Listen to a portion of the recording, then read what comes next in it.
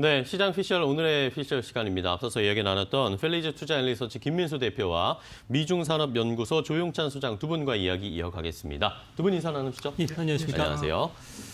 자, 오늘 시장은 일단은 코스닥이 1% 넘게 상승세를 보여주고 있습니다. 월요일 날 워낙 많이 빠졌기 때문에 만회하려면 아직 한참 남았지만 그래도 어제 오늘 상승세를 좀 보여주고 있습니다. 확실히 10월에 우리가 좀 예상을 했던 게 10월에는 굉장히 변동성도 많고 쉽지 않을 거다라는 이야기가 거의 그대로 맞아 떨어졌습니다. 10월에 여전히 리스크가 상존하고 있는데 자, 어떤 리스크들이 있는지 일단 하나씩 체크를 해볼게요. 조용찬 소장님과 먼저 확인해 볼게. 최근에 또 환율의 움직임도 심상치가 않습니다. 환율이 너무 급격하게 많이 떨어지고 있으니까 이것에 대한 우려감도 있는데 어떻게 보고 계세요? 네, 결론적으로 말씀드려서 환율은 구조적으로 원하는 절상 흐름을 타고 있다는 겁니다. 네. 이같이 보는 거는 아무래도 미국 같은 경우에는 코로나가 지금 수습이 지금 더디게 진행이 되고 있고요. 이 때문에 4분기 경제 성장률도 둔화가 될 수밖에 없습니다. 안전한 백신이 상용화되기까지는 긴 시간이 걸리고요. 이 때문에 재정 정책을 통해서 이런 공맥을 메꿔야 되는데 현재 미국 같은 경우는 대선 기간이기 때문에 아무래도 재정 정책이 쓸 수 없다. 그런 측면에는 FRB가 양적 완화를 통해서 계속적인 추가 마이너스 금리까지 도입해야 되는 상황이라는 겁니다. 네. 여기에 미국 대선과 관련된 정책 불확실성이 사회 불안 문제까지도 확산이 되고 있기 때문에 세계 자금 흐름이 리스크 회피 움직임이 일어나고 있는데요. 이 때문에 안전 통화라고 할 수 있는 일본 엔화, 스위스 프랑, 유로 쪽으로 많은 자금들이 이동하면서 이들 통화가 강세를 보이고 있다는 겁니다. 또 한 가지는 우리나라 원화는 위엔화와 같이 동조화 흐름을 보여주고 있는데요. 네. 위엔화 같은 경우에는 최근 들어와서 2년 3개월 만에 최고치 6.64 위엔까지 지금 가고 있습니다. 수출도 계속 10월 달 들어서 계속 증가 추세고요. 미중 간의 금리 차가 계속 확대되다 보니까 위엔화는 올해 연말까지는 1달러에 6.5위엔까지 갈 수가 있는데요. 네. 이렇게 되면 우리나라의 원화는 1달러에 1,100원대까지도 돌파가 가능하지 않을까 이렇게 보여집니다. 네. 자, 일단은 오늘은 환율이 조금 다시 올라왔습니다. 올라와줘서 1,130원대에서 거래가 되고 있는데 어쨌든 1,110원대까지 내려 1,100원대까지 내려갈 수도 있다 이런 의견들도 좀 나오고 있는데 만약에 이렇게까지 내려가면은 저희는 또 수출이 또 타격을 받고 또 신경 쓸 수밖에 없잖아요. 네, 맞습니다. 당장 달러 가치가 하락한다면은 패션, 의류라든지 조선, 자동차, 전기, 전자 같은 수출 기업들은 수출 경쟁력이 약화될 수밖에 없는데요. 우리나라는 원화 가치가 1% 오르면 수출은 0.51% 감소하는 이런 산업 구조를 갖고 있습니다. 네. 하지만 우리와 수출을 경쟁을 벌이고 있는 일본과 중국도 같이 우리나라보다도 환율 절상 속도가 더 빠르다는 건데요. 이 때문에 큰 충격은 없을 거로 보여집니다. 네. 산업별로 보면은 자동차나 패션 그리고 전자제품들 같은 경우는 대부분 해외에다 생산 기지를 두고 있고요. 환율 변동 위험에 대처하기 위해서 결제 통화를 상당 부분 다변화시켰습니다. 이 때문에 환율 변동에 따른 가격 위험 영향이 거의 없는 것으로 나오고 있고요. 다만 해외에서 원자재를 조달하는 우리나라 기업들, 특히 화학이라든지 정유, 철강, 목재, 음식료 같은 경우는 달러 가치가 떨어지면 차산성이 오히려 상승합니다.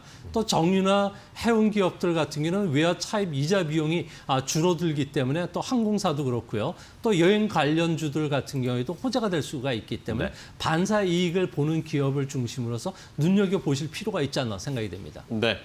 자, 조용찬 소장과 이렇게 일단은 환율과 관련해서 우리 시장에 미칠 수 있는 영향, 여러 가지 리스크 중에 하나 환율을 함께 확인을 해봤습니다. 자, 그러면 김민수 대표님과 좀 얘기 나눠볼 텐데 리스크가 환율뿐만 아니라 미 대선, 부양책, 코로나19 여러 가지가 너무나 많이 상존하고 있기 때문에 많은 전문가들이 쉬어야 된다. 지금은 가만히 있어야 된다. 이런 이야기들이 나오고 있습니다. 그렇다고 넉넉히 있을 수는 없잖아요. 네. 뭔가 그 이후를 대비를 해야 될 텐데 김민수 대표님은 어느 쪽을 좀 보고 계신가요? 네, 악재를 너무 조금 얘기하셨네요. 더 많죠. 네. 네, 그러다 보니까 그냥 지금 살펴봐야 될 이슈 산적한 상황들입니다. 그러니까요. 근데 여기서 이제 중요한 부분들이 시장은 항상 악재가 많아서 그거를 끌고 갈 때 그걸 이제 반영을 해간다는 부분들이죠. 그러다 보니까 시장이 이렇게 힘이 없고 재미없다는 부분들, 특히 국내 시장이 유독 더 그렇죠. 그런 이유는 일단 가장 선제적으로 기관이 먼저 팔기 시작했다는 부분들, 또 대표적인 코스닥이죠. 네. 좀 얄밉습니다. 네, 그렇다고 그러니까요. 하더라도 그런 변화가 나왔던 부분들과 함께 또 하나 또 자체적인 문제가 신용 잔고죠. 지금 신용 잔고 추이를 보게 되면 코스피보다 코스닥이 훨씬 더 많습니다. 코스피가 8조 원대, 코스닥이 8조 5천억대. 그러다 보니까 지금 지수는 조정을 받는데 이 정도 잔고가 빠르게 해소가 되지 않고 유지된다라고 하게 되면 시장에 단기 부담도 되겠죠. 그러다 보니까 이런 부분들이 어느 정도 해소되기 전까지는 아무래도 시장의 탄력들이 제한될 수밖에 없지 않느냐. 이게 가장 큰 수급과 관련된 핵심이라고 생각되고 있고요. 그러면 적어도 어떤 그동안 팔았던 기관들이 매수 전환을 한다든가 아니면 어떤 액션의 변화가 나오기 전까지는 지금 어떤 단기적으로 한 고점 대비해서 한 10% 가까이 밀렸다고 하더라도 여기서 빠르게 돌아갈 것인가에 대한 의문은 아직까지 남을 수밖에 없습니다. 그래서 결론은 일단 적어도 큰 산적한 이슈 중에 하나, 미국 대선이 어느 정도 정리가 돼가는 시점까지 확인해야 되지 않을까라는 쪽으로 보게 되면 얼마 안 남았습니다. 11월 3일이다 그쵸, 보니까 다음 주. 일단 물론 결과가 나오기까지는 오래 걸려도 그 전까지는 좀 더 관망으로 보시되 눈에는 계속 확인하셔야 될 것 같습니다. 이런 종목들은 계속 사야 된다라는 관점은 보시되 그게 대표적으로 친환경 섹터라고 생각되고 있고요. 글로벌과의 거래가 상당히 많이 벌어져 있는 만큼 아마 바이든 후보가 확정되게 되면은 대통령 당선이 확정되게 되면 빠르게 그 격차를 해소할 수 있지 않을까 그런 관점이기 때문에 이 점은 주목하셨으면 좋겠습니다. 네. 자, 어쨌든 뭐 김민수 대표님은 뭔가 대선의 결과가 나오고 나서 그 다음에 액션을 취해야 되지 지금 상황에서는 뭐 할 수 있는 게 없다라는 그런 의견. 그러면서 친환경 관련주가 우리나라에서는 좀 많이 아직 뭐 반영을 못 받고 있다라는 의견을 주셨습니다. 자, 그럼 또 뭐 대선 이야기를 할 수밖에 없는데 뭐 지금 뭐 어쨌든 가장 큰 리스크는 대선입니다. 자, 어쨌든 다음 주에 어떤 움직임이 나올지를 살펴봐야 되겠는데 시장 미국 쪽에서는 어떻게 좀 보고 있을까요? 네, 현재 여론조사 같은 경우에는 초박빙의 승부가 예상을 하고 있는데요. 네. 하지만 미국의 채권 시장들 같은 경우에는 아무래도 민주당이 대통령과 상하 양원을 차지하는 그 트리플 블루가 찾아올 가능성이 배팅을 하고 있다고 합니다. 네. 이 때문에 트리플 블루가 찾아오면 대규모 재정 정책이 가능해지기 때문에 채권 시장은 대규모 국채 발행 가능성으로 인해서 장단기 금리 차가 지금 확대되는 추세고요. 하지만 FRB 같은 경우에는 마이너스 금리 정책까지 뭐 도입할 가능성이 있기 때문에 뭐 금리 상승 압력은 크진 않는다고 합니다. 특히 금융시장 같은 경우에는 선거 이후에는 리스크온 현상이 뚜렷해지면서 주가 상승 가능성도 열리게 될 가능성이 높지 않나 보여지고요.